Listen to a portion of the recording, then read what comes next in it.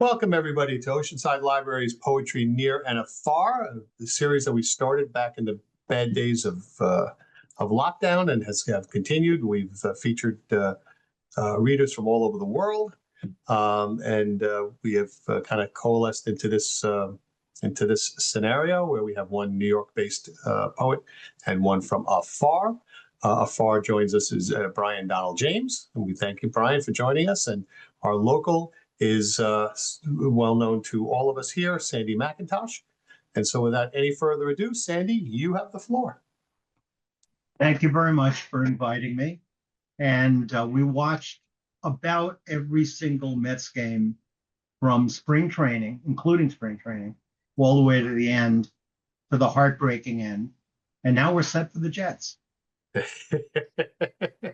And luckily the Knicks are playing right now, so we're just going to roll right into one. Go get them. Tonight I'll read a few short pieces from my new book, Escape from the Fat Farm. Along with poetry, I've included several brief memoirs of the writers and painters I met at Southampton College around 1970, who I had the greatest fortune to study with, more as an apprentice who would help them around the house and mow their lawns than as a formal student in a classroom. So here are a few. One summer evening in 1970, I was driving home along Springs Fireplace Road in East Hampton when I had to brake suddenly to avoid hitting a tall, thin man on a bicycle. He had swerved out of a side road and crossed in front of me without looking. I pulled over to catch my breath. As I drew closer, I recognized Willem de Kooning, whom I had met at Guildhall during my first year at Southampton College. I watched as he rode along, pedaling uncertainly, his bike weaving elliptically from right to left. At one point, he seemed to lose interest in pedaling. The bike came to a stop, stayed motionless for a moment, then pitched over to the right as its rider falling gently into the thick, uncut bush and rolling 2 or 3 times until coming to a rest under some trees. I shut off my car and ran over to him. He didn't seem hurt. In fact, he was smiling pleasantly, his eyes closed as if dreaming. I touched his arm and he looked up. He was okay, he told me, but could I give him a ride home? It was getting dark and he had no light on his bicycle. I helped him into my car and loaded the bike into the back seat. He told me to continue east and take the right fork before Barnes's grocery store. He was living in a farmhouse opposite the Green River Cemetery. But this was only temporary, he said, until they finished building his new studio. I don't want them to finish the damn thing, he said, with some bitterness. I asked why. Because when it's finished, I think I will be finished too. We drove on for a few minutes until he told me to stop. I live right here, he said. He looked in the direction of the cemetery and pointed, and all my friends are buried over there. I was curious. I helped him out of the car and to the front door, and when he was safely inside, I crossed the road to the cemetery. It seemed like a conventional graveyard with moldering tombstones. But then I caught sight of a grave marker that was odd. There was an obsidian monolith standing about 4 feet high. Engraved on his face was a man's signature, the painter Stuart Davis. Looking around in that section of the cemetery, I found other oddly shaped stones, each with the name of an artist or a writer I had heard of. In front of Stuart Davis's grave was a white marble square that marked the grave of Ad Reinhardt. I discovered the flat slate grave marker of Frank O'Hara, the New York School poet who had been run over by the only vehicle on Fire Island. Inscribed on it was his quotation, "Grace to be born and live as variously as possible." Just north of O'Hara's grave was that of the writer A.J. Liebling, the war correspondent, boxing expert, world-class eater, and for many years the New Yorker critic of the press. Finally, at the end of the cemetery, almost in the woods, a great boulder with a bronze plaque marked Jackson Pollock's grave. I visited this place often, even picnicking with friends on an artist plot that was behind some trees out of public view. The cemetery was a quiet place in all seasons, and from Labor Day to Memorial Day around 1970, the noisy Hampton's main streets were quiet too. The only businesses open after 8 p.m. were the bars and cafes, each town supplied with one or two. Standing on Main Street, you could actually hear the crashing of ocean waves half a mile away, a sound reverberating against the empty sidewalks and closed summer stores, surprisingly primitive and frightening. One of the poets I studied with, one of the two who I spent the most time with, was David Ignato. And this is a piece called Coaxing the Hangman. David Ignato had been at his kitchen table reading an article in the New York Times. Did you ever hear of drop weight? He asked, pointing to the newspaper. Drop weight is how they measure the strength of a rope needed to hang a man. If the man is too heavy, a thin rope will unravel. And if he's fat and they measured wrong, the whole gallows will split apart and the guy will drop down and still be alive. So maybe a way to think of a good poem is like a man who's hanged. The rope must be just right and the apparatus strong enough so that the body drops and the neck is snapped, one decisive motion. We've both been invited to read our poems at the home of H.R. Hayes. So don't read that Vietnam War poem, Ignato cautioned me, unless you cut out all the adolescent crap about being drafted and write something concise. Make your poem clean and make it snap. H.R. Hayes was a poet and the early translator of Bertolt Brecht and Spanish-American poets, much praised by Robert Bly and others. Invited also were his neighbors, members of the Hamptons Long Island poetry community, including Harvey Shapiro, editor of the New York Times Book Review, Alan Plants, poetry editor of The Nation, and others. Ignato warned, you don't want them thinking less of you, spoiling your reputation before you have one. Read the poem Hayes asked for, the one about Eisenhower. But at Hayes's parties, after I'd read the Eisenhower poem, the writers applauded and asked me to read an encore. I flipped through my notebook in a panic, looking for something to read. Under the harsh light of the audience's attention, the horrible realization settled on me that all the notebook poems I was so proud of were terrible. I'd been carrying around an impressive overstuffed valise, showing off, but there was little good in it. All were truly bad, except that poem about Vietnam Ignato had criticized. I was certain if I found it, I'd prove Ignato wrong. I couldn't find it. I flipped through the pages, sensing the audience's disquiet. Finally, in a bid to keep their attention, I attempted to recite it from memory. The reaction was gratifying, laughter and applause. Alan Plants came up to me and asked if he could publish the poem in The Nation. I had been right, I exulted, and Ignato had been wrong. It was a great poem. Later, in the car driving home, I recalled my triumph and relished the applause. But playing it back, I noticed that the poem had become quite short, much shorter than the one I'd shown to Ignato, which must have been about 70 or 80 lines. What had happened? I had titled it America Before the Revolution and dedicated to bomb them back to the Stone Age general Curtis LeMay. Driving along, I recited the poem as I remembered reciting it at the reading. Sir, how I enjoyed your words last night about this being God's war. I was so excited that I didn't notice eating my mother who had fallen into her own apple pie. What I recited was only 6 lines long. What had happened to the other 70? At home, I found the original version and read through it. Ignato had been correct. Except for those first 6 lines, everything else was self-indulgent crap. It was as if, having written those lines and realizing I had something there, I decided to take the opportunity to cash in on the listener's attention by delivering a morality, a sermon. Idiotic as my assumption had been, I realized there was something inside me that had known the score all along, a silent editor who, if I listened, would guide me in the right direction. Propelled by panic, I had recited only the necessary lines that, as Ignato had pointed out, would open the trapdoor to let the body fall and the next snap. One clean motion, the invisible hangman, the better maker. So I met a lot of people in the streets in the Hamptons, a lot of writers and a lot of painters. And one of them was Truman Capote. And I had a lot of encounters with him.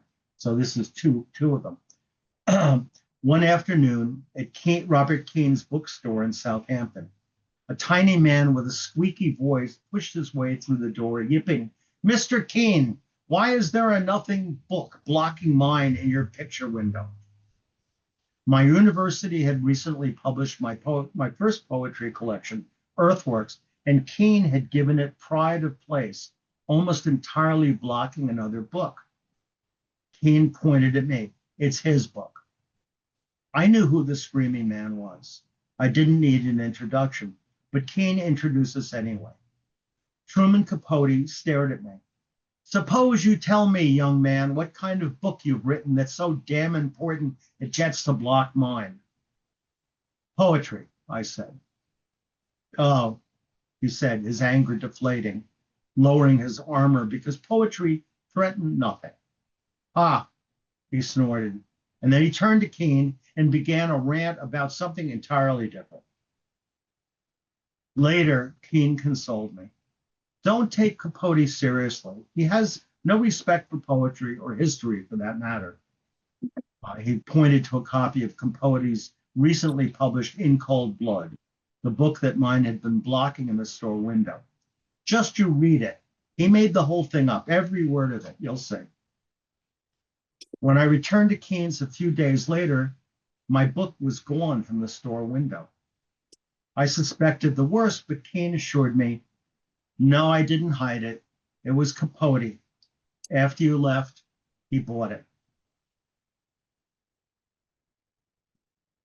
This is meeting Capote at Bobby Van's restaurant in Bridgehampton.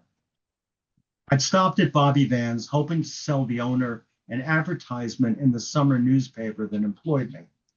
Truman Capote was there at a corner table.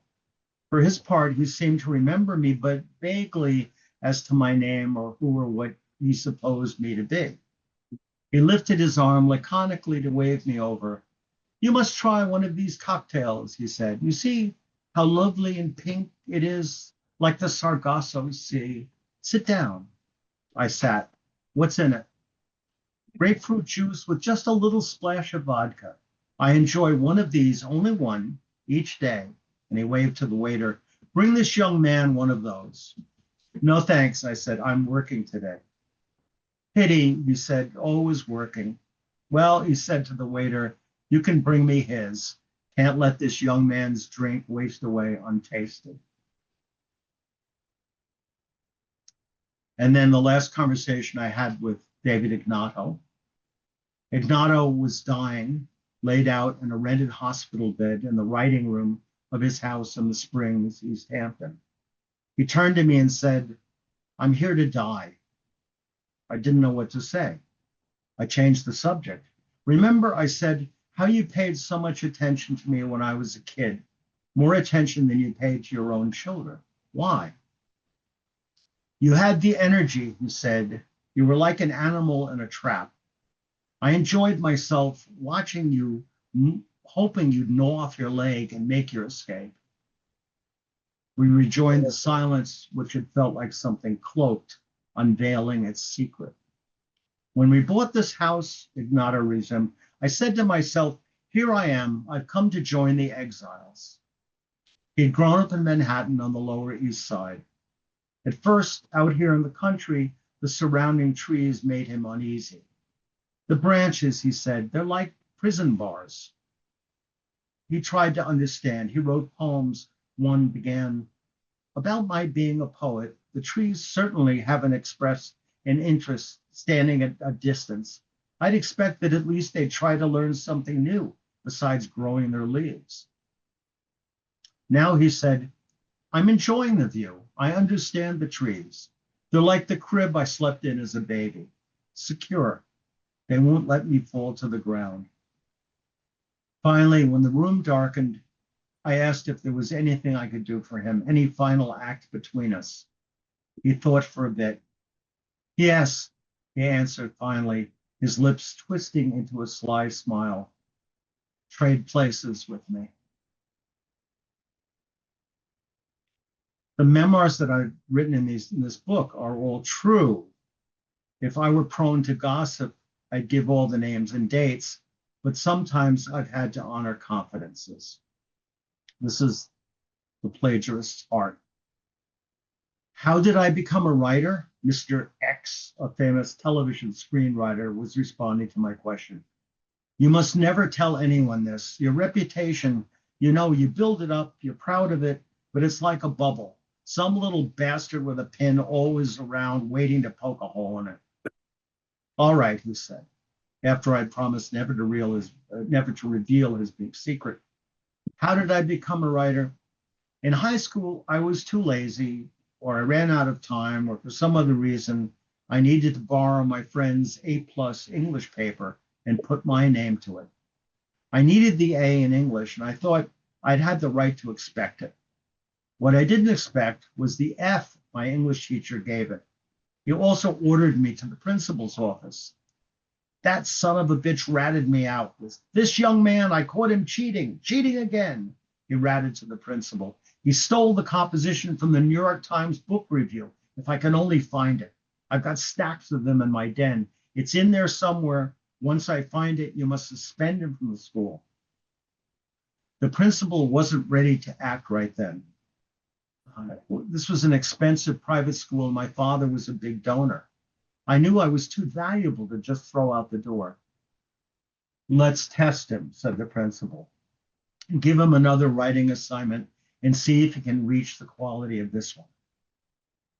My English teacher was one of those violent guys, the wrestling coach. He loved to have his big classroom dictionary and spank the butts of the classroom wise guys.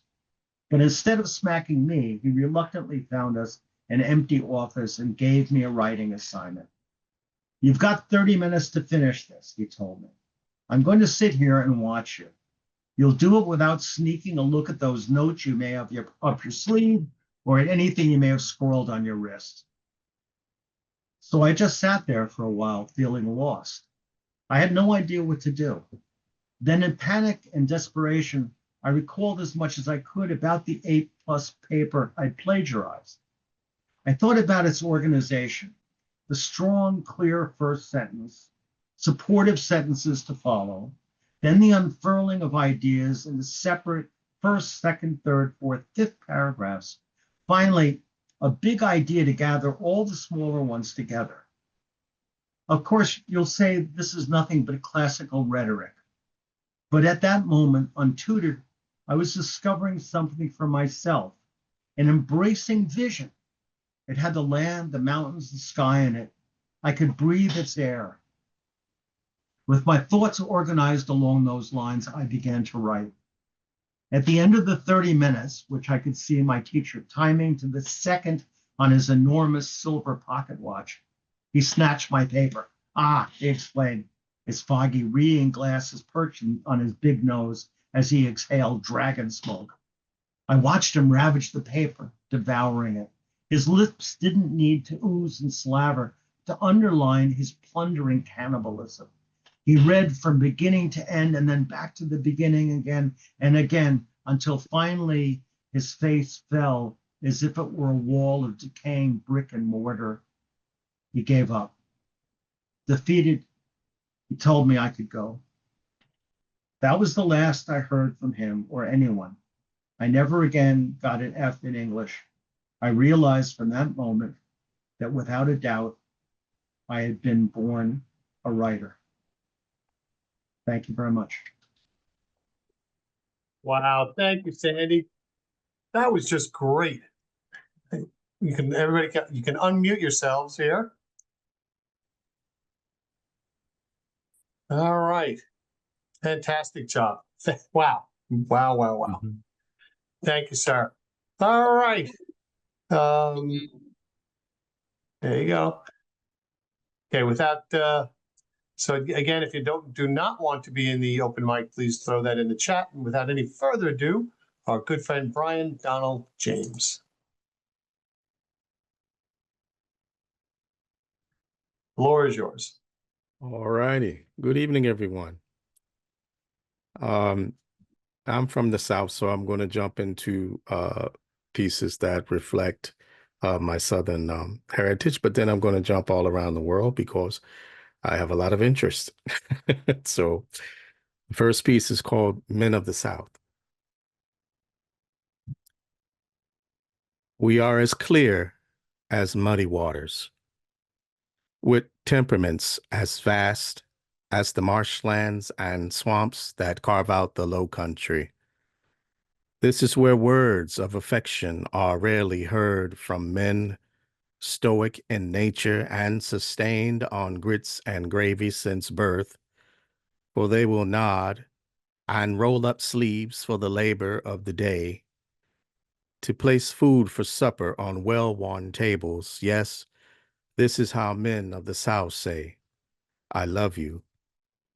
And you, a son of Carolina, born of these lands where fire ants attack feet and ankles from sandy mounds, where snakes slide in the golden high grass terrain of Sumter Wood, where a wide-eyed country boy in denim overalls traveled home from the drink houses through the mazes of midlight wetlands and universal darkness so deep and rich, where you could not see your hand before your face. As you tiptoed past the starlit silhouettes of agitated gators in wait, and evaded the hooded pale riders of evil, devils on mounted steeds, their heavy breath evaporating into the cold, crisp air and moonlight, intending to do you harm because of your hue. So you headed north to begin anew. Decades later, you returned and purchased lands once owned by those who enslaved your kin in this valley of Rembert, overlooked by the plantation ruins still atop the hill. With sorrowful eyes, you turn to me and say, we don't speak about that. And now a small village of children call you granddaddy. Memories of the family's laughs can be heard from the truck bed of your old rusted Ford pickup bouncing on the backwood bumpy roads.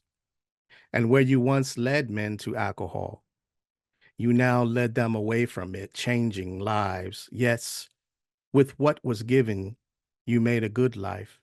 You had a great wife. Yes, this is all that a man of the South can ask for. And to think it was in the difference of faiths and wills that our tender bond was forged in earnest. As we sit in the here and now of this hurting place, your body weakened with cancer and hospice, with me now losing a part of myself at your door of transition. See, folks say when you find yourself in a storm, the Lord says it's best to be still in obedience. So I remain quiet by your sickbed, the two of us locked in a gentle strength. There are times when words cannot convey depths of understanding and devotion. So we sat in the here and now of this hurting place, together locked in silence and thoughts. Because we are as clear as muddy waters, with temperaments as vast as the marshlands and swamps that carve out the low country. This is where words of affection are rarely heard from men, stoic in nature and sustained on grits and gravy since birth. Yes, they will nod and roll up sleeves for the labor of the day, to place food for supper on well-worn tables. Yes, this is how men of the South say, I love you. End poem. The next poem is Ayancha, the Indian Girl. What past life glory, what marvelous feat was attained to earn such a child. She travels like a wish through honeycombs of parallel worlds to find us, to touch our hearts. She wears her tiara within in humbleness. It is the beauty of her inner world that we see. A lighted soul waiting in dark waters is she, a lighted temple on a shoreline of prayers. From brilliant cities lit on crystal lakes and rivers, she is the nightly observer, the twilight watcher. She understands and is accustomed to loss, more than any child should know by any measure. She is the courageous one in a fearful time, for the festivals and holy days have quieted. Sickness has increased the earthly vessels forsaken for eternity, creating grim lily pads in the river Ganges, alongside swaying candles in water that glow and flicker at dusk, alongside frankincense and jasmine-scented flora afloat in leaf cups. Now is the time for filling the ranks of the ancestors, for this is where angels are now made, to know the secrets of men. What past life glory, what marvelous feat was attained to earn such a child? She travels like a wish through honeycombs of parallel worlds to find us, to touch our hearts. We are the refugees lost and adrift in the sea of dreams. We are the wayward pilgrims seeking to worship, the lonely poets observing time, strung together in spirit like pearls, strung together in spirit like tears. For it is the children who are unjustly charged to make the world a better place when they have not yet lived. In peace. The next piece is Blind. Yet, even when I close my eyes and fall into the abstract art ablaze in color against my inner blackness, your image beckons through, an outline etched in a vivid shade. In stellar points of light, I see you, like moonbeams on the dark seas of my mind. And on this shoreline of eternity, I stand on notice, on the abyss of an endless void. As you ebb and flow with my pulse, you are the pattern of my heartbeat. And when I close my eyes, I find myself almost wishing to be blind. If I could only touch you in these new dimensions and make love to you in new depths, to go deeper than thy flesh. I want to know thy essence, the destination where marrow and bone are replaced with stardust and cosmos, where your soul is free. I want to know you there, my love. And yes, I would choose to remain blind, to be forever cast in ebony, save for your likeness, save for your image. For this would be the better blessing, indeed, my heaven. The next piece is entitled The Tin Windmill. It's for my grandmother. The tin windmill music box that my grandma gave me occasionally plays without being touched.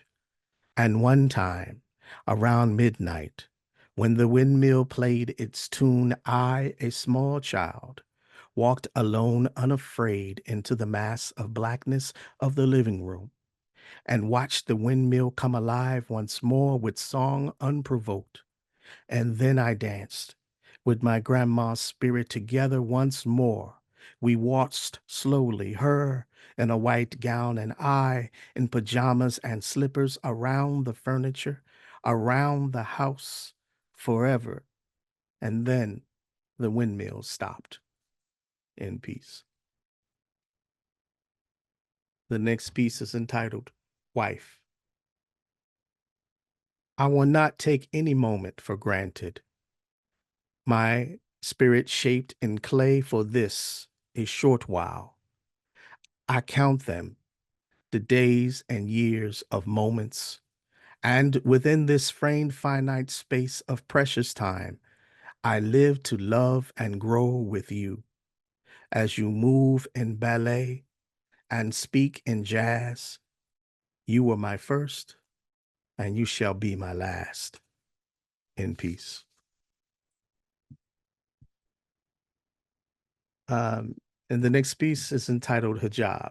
As I said, I'm all over the place. I have a lot of interest. Hijab. The henna is applied to look like ornate lace. The hijab, orn and modesty, upon her head is delicately placed. But behind your painted and powdered face is a smile betrayed by one tear that leaves a trace. Here in this mosque, there is no succulent lamb prepared, no vegetables baked with savory herbs served on silver platters, no sweets made with dates and honey, all because of his hue of onyx and brilliant ebony have not met with your approval and scorn from your family. And so no family member will stand for you today. And now you are a refugee from your own kind. There is no honor in this killing, more painful than the letting of blood. To be abandoned is a bruise that never seems to heal. It leaves a journey that is painfully endured. And you, a girl child, a gentle soul, a sparrow, scared, not wanting to displease, holding your head low, how dare you love? Be still, your tender heart boldly illuminated. They say now you must compress the sun with your bare hands, strangle your love, leave it shattered and scattered in ribbons of incandescent light across your sunken inner skies, hide it in the darkness to fester. So you left all that you knew for love, set your back to the wind to pursue paradise here in this world, to pursue your own version of sunshine. You would never forsake your God, your religion, even when men of all faiths defile holy words. They bend them with culture and stubbornness, their forked tongues whispering evil lullabies in your ears since birth, leaving a trance to covet acceptance, causing you to defend a home that truly wasn't, causing familiar demons taught to resurface and lash against those who truly love you. I see your wounds, but no one must be forced to pay for the sins of your lineage. Remember, you left all that you knew for love and reason, and now, after all that has been said and transpired, yet even now that you are blessed and reborn from this, my dear sister, my dear daughters, you cannot claim paradise here in this world until you find sanctuary within yourself. The henna is applied to look like ornate lace. The hijab, worn in modesty upon your head, is delicately placed, but behind your painted and powdered face is a smile betrayed by one tear that leaves a trace. In peace. We're coming on about 5 minutes, so You got plenty of time left. Oh, okay. The next piece is entitled Lore. There is a woman in a rustic old cabin wearing a faded frock. Her aura is ablaze with goodness, so much more than the fireplace that she sits beside in tranquility. Physically in slavery, but her mind is in a poetic lore, existing in an alternative timeline parallel to mine. So tonight we shall dine celestially in peace. And I do a lot of work with Poetry Ex Hunger with my dear friend, Dr. Hiram LaRue, which I'm sure all of you must know. Mhm. And so here's a piece from that website. We're also coming out with an anthology very soon as well. So please check that out, poetryashunger.com, as we fight food insecurity around the world. This piece is called The Park Dwellers. We stroll past them quickly, the inhabitants of the park, with our nostrils held high, practicing a daily routine. And if we give a blessing, an extended hand for the exchange of pocket change, we never look them into their eyes, because we fear we might discover that we are kindred, human, because we fear hunger, to be the ones looking into restaurant windows but never dining. See, they remind us of our own vulnerability. They open the windows of our souls to the images that never change. But we say that their life is somehow deserved, to disassociate ourselves, knowing fully well that we are one paycheck away from this fate. A twinkle of hope still resides in the eyes of the children here. Their smiles bless passers who parade in a hastened pace. In this atmosphere, there is no haven of safety from the elements. They deserve to have warm clothes and meals prepared by loving hands. They deserve to have coats zipped up in winters by loving hands, to be tucked in bed sheets by loving hands. The old ones still dream of warm seasons past, memories of a kitchen with a large wooden fork and spoon hanging high on faux wood panel walls and checkerboard floors. They recall the garden tomatoes, potatoes, and collard greens, but with a stroke of bad luck, a bad choice, an addiction, they find themselves in a city of tents where crockpots are replaced by waste bins.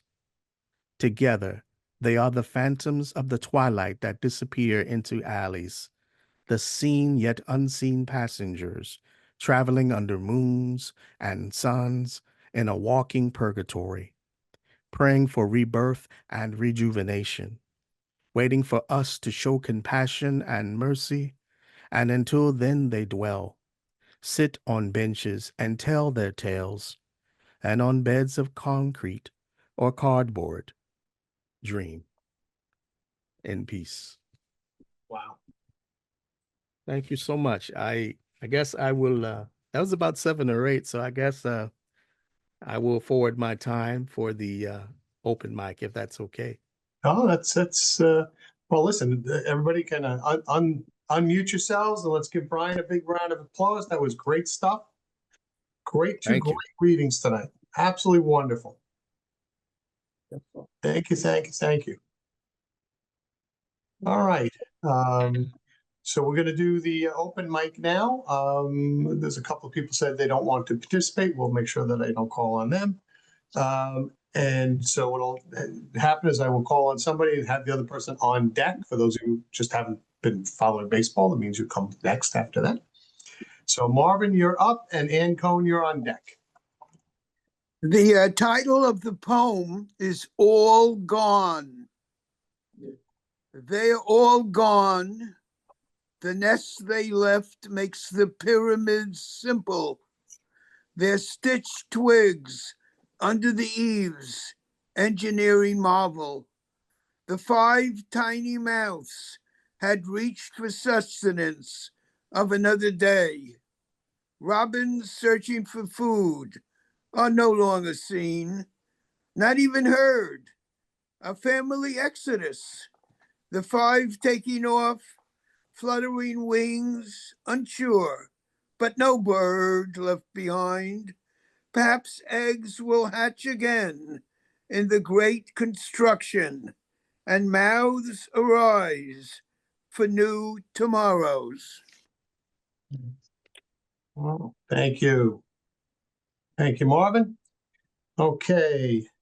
Ann Cohn, you're up, and Larry McCoy, you're on deck. Well, I don't know what to say between Sandy's memoirs and Brian's very moving spiritual poetry. Oh, wow, what an evening. Yep. Tony, I know you said 2 haiku. Can I read 3? Yeah, sure. Haiku, yeah, that's fine. Okay, I've got 3 Halloween haiku. Oh, great. Bones rattle and creak. A skeleton must be near. No, just arthritis. Bones rattle and creak. A skeleton must be near. No, just arthritis. I check my cell phone. No one calls on Halloween. I have been ghosted. I check my cell phone. No one calls on Halloween. I have been ghosted. A living nightmare. Clothes don't fit and your teeth hurt. Too much Halloween. A living nightmare. Clothes don't fit and your teeth hurt. Too much Halloween. Thank you very much. All right, Ann. Larry McCoy, you're up. Beverly, you're on deck. I had waited 31 years to see Europe, and when I got there, these two dogs were doing it. In the square, right across from the cathedral in Tournai, Belgium. In truth, the dogs had already done it and were rolling and yelping around the square because they were stuck together. A third dog was chasing them and raising all kinds of hell. Not being much of an animal expert, I couldn't tell if this dog was embarrassed or jealous. Soon, the great glass doors of the Grand Hotel del Cathedral opened, and out stepped a member of the Tournai Vice Squad, armed with a glass of riot-trained water. He let the dogs have it, splat. It didn't separate them, but they did roll their way out of the square and away from the hotel.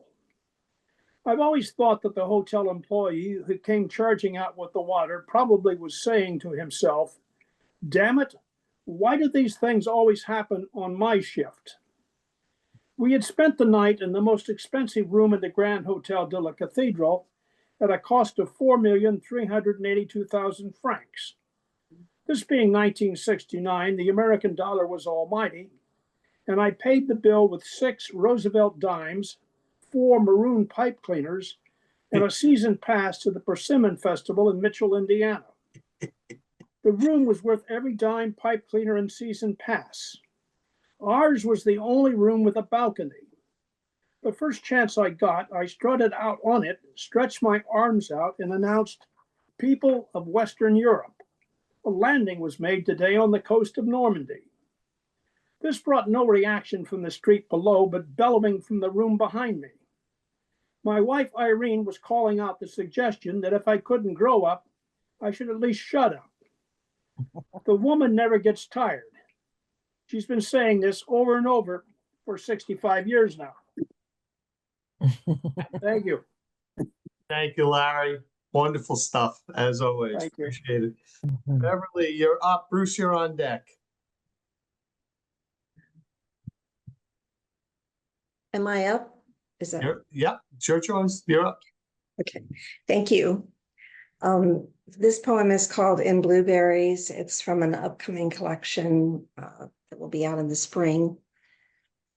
In Blueberries, he came back to the farm the summer after high school, working in blueberries every day, a mythical job where a person's hands take on the color of the night sky, and you can't scrub the dust from your fingertips, even when they idle, poised over a page or a moonbeam or a bead of sweat or a stolen drop of Old Spice.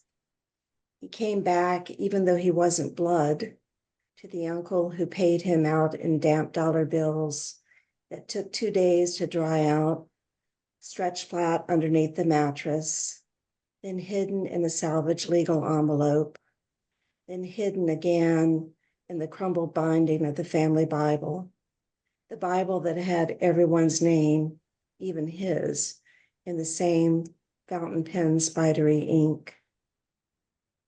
Riding in the back of the pickup truck in the pre-dawn, he sat closer to the old strawberry hands than he did to me.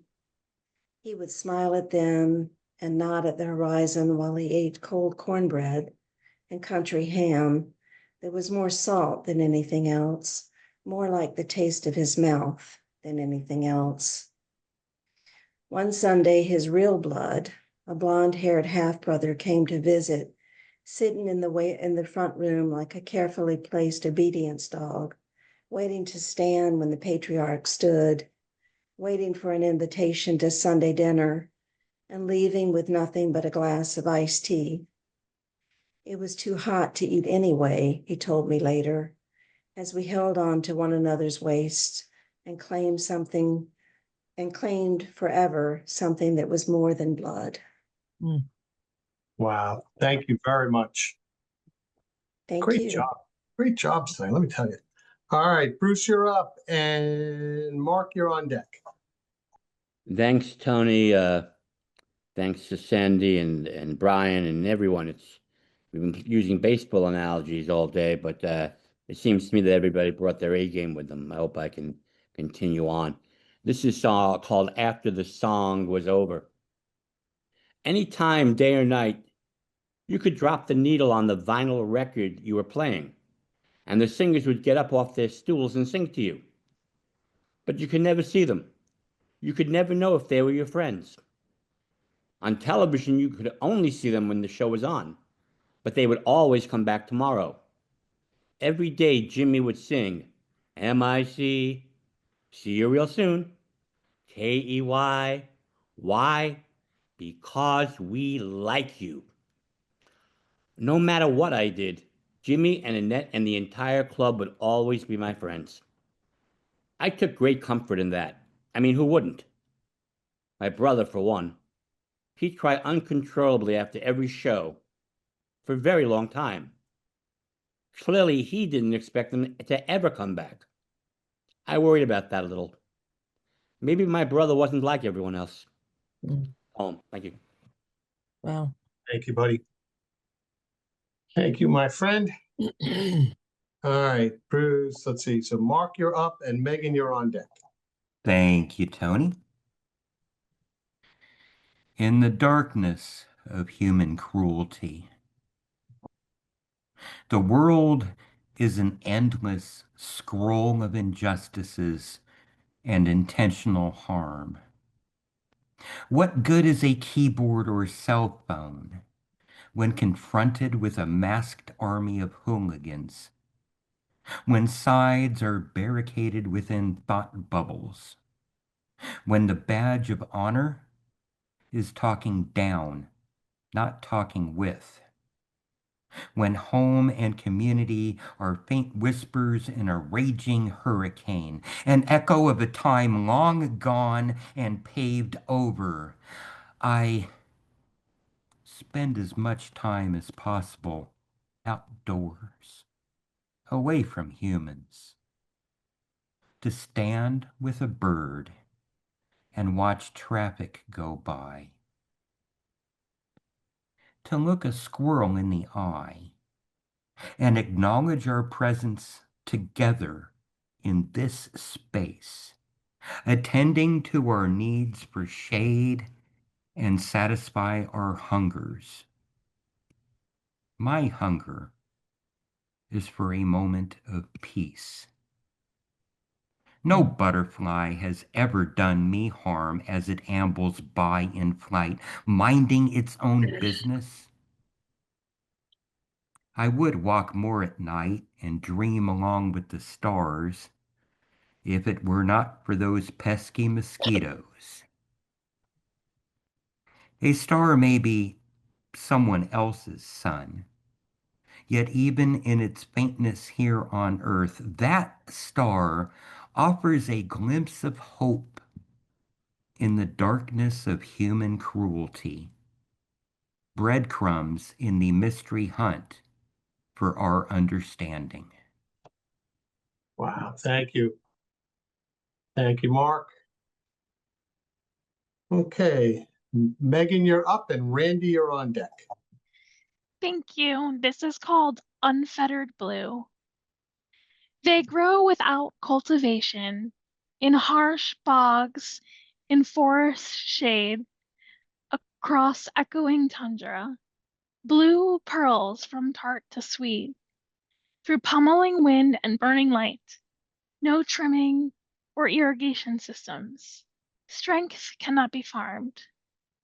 Will you strive to be a wild blueberry? Not grown from factories of expectations, ripen to resilience under tender skin, unswaying stems. Carry the taste of where you thrive. Sketch your truth in purple ink. Thank you. Great, thank you very much. Wonderful. Okay, Randy, you're up, and Robert Rubino, you're on deck. All right. Thought I'd read a couple of haikus because today I was the featured haiku in Haiku Universe. Oh, Yeah. After a couple of years of trying. World rife with anchors. My weekly poets workshop. Room rich with buoys. And that's an ode to JR's Wednesday writing workshop. So nice. yeah. And another one, this was a while ago, but fear of failure, gravity. I plunge into the sun again. That's it. Thank you. Thank you. Thank you very much. Okay, Robert, you're up. Rose, you're on deck. Thank you, Tony. Father's Physique, Jones Beach, Long Island, New York, 1960. Father emerges from the Atlantic Ocean after making a grueling swim seem so easy, his short, muscular, hairy body glistening as if studded with salty sea diamonds. Father, a once sickly tenement boy, somehow he's learned to swim like this, like Johnny Weissmuller pre-Tarzan. Father, who's never lifted weights, somehow he's got muscles like that, like Charles Atlas in bodybuilding ads. To the son's pre-adolescent eyes, that body seems sculpted, scary, maybe even alien. With his own body so broomstick scrawny, Father's body inspires awe, inspires envy. Drying, warming, resting his muscles flat on his back, on a towel, on the sand, Father greets garish, burning sunshine as if it's a caress from an old flame. Thanks for listening. Oh, thank you, Robert. Great, great, great as always. Rose, you're up. Dee Dee, you're on deck. Okay. Well, thank you to the features. You guys were amazing. I especially resonated with Brian, but Sandy, wonderful. All the readers. Anyway, this is mine. The title is Witness. What happens when you pause, when you become aware that in the small moments of life, upon further reflection, you realize have now become not little, but big moments. 3 generations coming together on an impromptu video and telephone chat, supporting one another oceans away. It was so beautiful in that moment. I heard alluring music, which inspired a longing to share it with family and the world. A thought, an idea, blossoming into something significant that you can't even conceive of as it's happening. Stop, witness the beauty in a conversation that started on a whim, yet turned into a significant connection worlds away.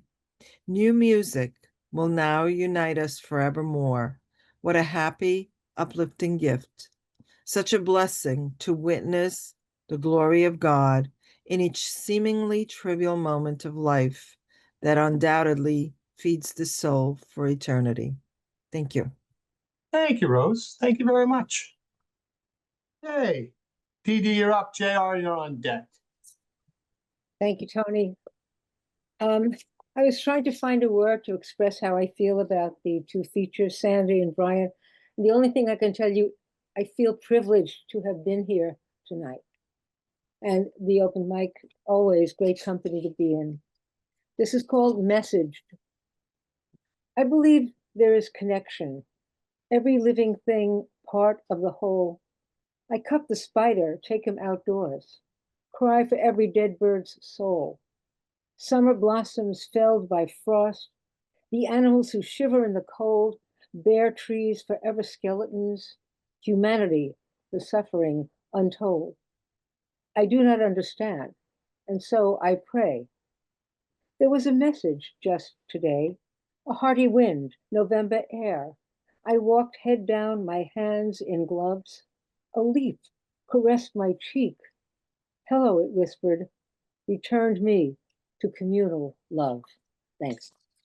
Thank you, as always. Thank you, Titi. Okay, JR, bring it on home. Okay, thank you. Thank you, Sandy. Oh, Alan Plants. I have a picture of my mentor up on the wall there. And thank you, Brian. Oh, Hiram LaRue, another amazing person. And so, wow, great readings. Thank you. And thank you, Open Mic. Thank you, Tony. I'm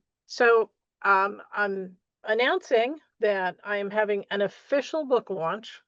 I am one of the co-features at Oceanside Library this Saturday in the Tony Iovino Auditorium.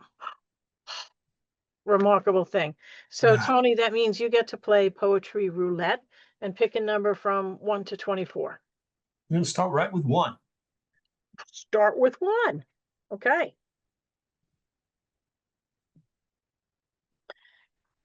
These it's called Healing Souls, and they're 24 poems from a 24-hour poetry marathon, and they're all about shoes. Glorious shoes. Shoeless Poetry Day. Sun rises in a slow yawn with my ambition in tow. No rushing around for me today. Broke my toe again yesterday, 3 times in 2 weeks, and I'm sitting put. Glorious sky painted with citrus yellow, blazing orange, and a tint of flamingo pink. Unlike my toe, painted angry, bruised black, indigo streaked, red center purple, and oh great, I broke my toenail too, polished, chipped from the sliver left. No poetry shoes today, no wedge sandals, silver-studded stacked heels with purple roses that vine across my instep, no plum suedettes, supple, soft, the ones gifted to me, a surprise from a friend from New Mexico and shipped special delivery from Italy. No strappy bling flats that I would converse with, a toe I'd rather not know as mine. Today, poetry shoeless, without being careless again, sit and write all day, all night, a purple pillow under my desk to rest my reckless, pitiful foot, ice on my toe, ice in my coffee, and later, ice in my vodka tonic, light on the tonic. All these new shoes in the mall waiting for me to try on for size will have to wait. I have poems to write, hours to fill before tomorrow when the sun will rise in lemon yellow espadrilles, vibrant orange gladiators, and playful pink flip-flops. Until then, I write, shoeless and carefree. Thank you. Here. All right. I hope if you guys don't mind, I might read one tonight. Yay! Alien. I wish I were an alien instead of a man who has lived threescore, an alien waking from a star voyage light years from home. For then this world, so different from the ways of the land I was born and raised, would be a place to discover, and its strange ways would be expected. For how could you travel to lands distant in time and place from that of your own and expect the life forms and their technologies to be familiar? But I am not an alien. Yet this land offers little I recall from my youth, and I've watched the world change in a blur to an unrecognizable mass of people acting not like my people, places looking not like my places, things working not like my things. Though I know the meaning of all the words spoken by leaders and neighbors and the heads on my screen, my internal dictionary identifying them all, the sentences make no sense, as if the handbook for how humans are to behave was shredded or blended in a juicer at high speed, and pieced back together at random. The word's the same, but now the rules all changed. The behavior acceptable to decent people jumbled. The world alien to me. How I wish I had on a spacesuit to protect me from this atmosphere I find toxic.